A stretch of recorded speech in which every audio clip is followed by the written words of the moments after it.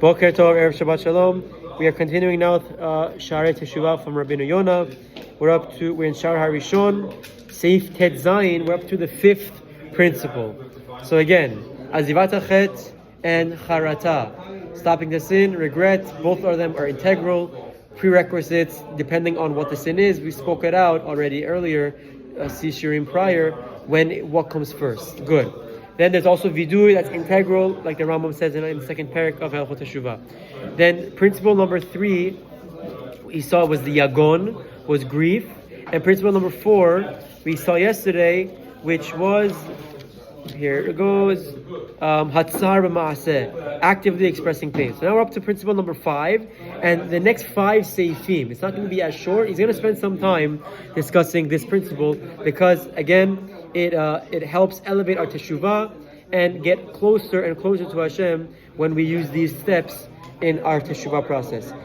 Ha-chamishi ha-de'aga. The 5th principle of teshuvah is worrying. What does it mean? We're finally getting to the element of schar va'onesh. We spoke about this earlier, at the higher levels is not to do it out of fear.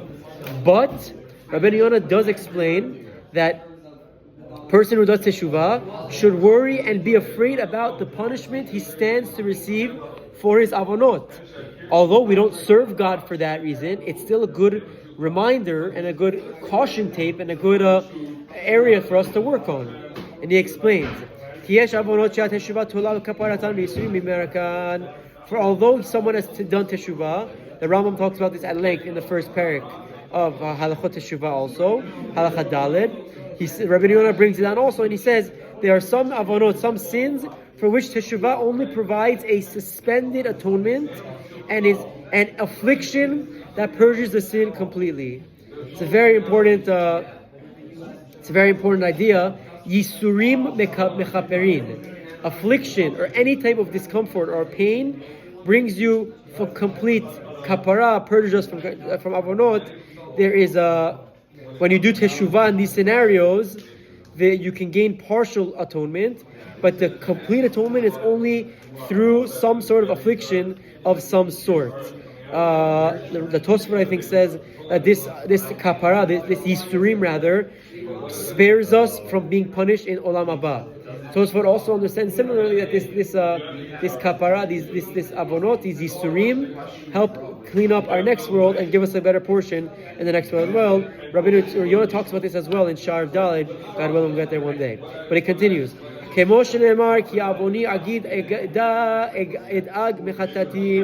Worry about, the Tehillim says, worry about the consequences of one's sins is part of the process of teshuvah, as it is stated, for I admit my transgression, and I worry because of my sin.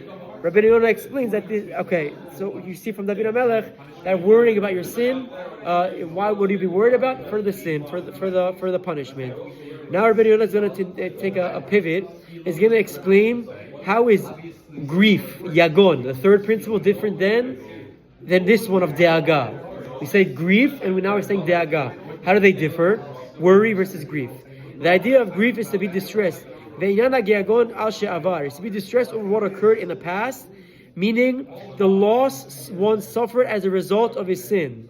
We spoke about this in Seif 12, I think, where you distance yourself from Hashem. Your father, you have a broken relationship with your father. See over there again. But worry is looking forward, is about the future, is concerned about the future, what holds, what my punishment, my retribution is going to be for my sin. So de'aga, yagon is worrying about the past, de'aga is the future. Fascinating chiluk. And he gives another reason why it's important for us to worry.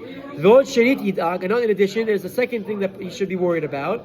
Ulai hu mekatzer b'chovat teshuvah. Perhaps he is falling short in fulfilling the requirements of teshuvah.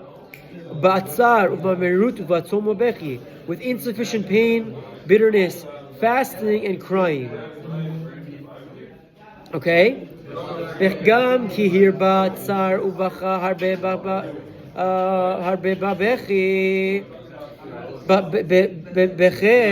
And even if he had felt much pain and shed many tears over his sins, Yizchal v'yira ulai le'umat zeh hirba ashma.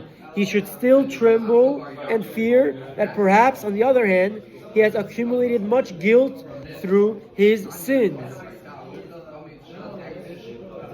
Although he may not have committed many sins, those sins that he did commit might be very severe ones. And while he might think that his sins are among the lesser ones in the Torah, sometimes the sin is considered severe because of the circumstances in which it was committed or because of the person's attitude. This is one of the commentaries how they understand the Rambam, that although we might think it's a small sin, if you do it in spite or you do it with a bad attitude, a bad intention, it becomes much more severe. So he continues and he explains, "Velo ishlim chuko et kol unoto." He did not. He should still tremble and feel that perhaps, okay, good. So he has not fulfilled his requirements of Teshuvah, even with all of his affliction. Uvasher yivke batzom nafsho habore al yitzurav. Indeed, for one who contemplates this enormousness of the obligation to serve the Creator that rests upon His creations, and one realizes that the wickedness of one who defines His word is without limit. For this person, however much he increases in his service of Hashem and in his following the ways of Teshuvah to rectify his rishut, his wickedness, it will seem insufficient to him and too few in his eyes. Rabbenu Yona quotes a pasuk that teaches that worry is appropriate. He says, "V'amar Shlomo alav hashalom in Mishle, Chacham Yareh v'sar merah." A wise man is fearful and turns away from evil. Bi'uro, which means Chacham. It is in the nature of a wise man, even though he turns away from evil with all of his might, Yira ve'izchal.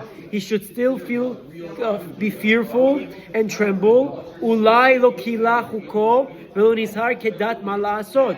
Out of concern that perhaps he did not complete his requirement and has not been sufficiently cautious about what is appropriate for him to do in this situation. Rabbenu Yona's explanation seems a little bit novel. A simple reading of the pasuk is that a wise man is fearful and therefore turns away from evil.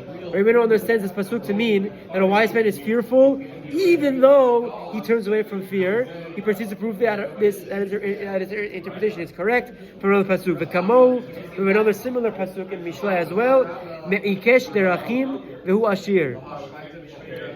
A poor person who walks in innocence than one who perverts his ways and is rich, which means that afapishu ashir, even though a poor man who is innocent is better than a man who is rich, perverts his ways, even though the latter is rich.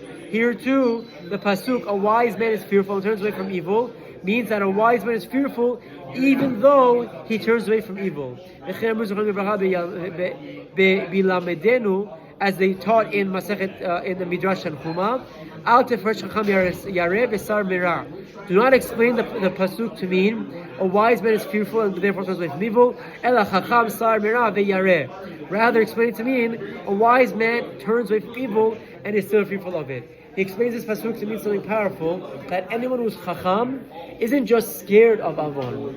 Instead, he distanced himself from sin.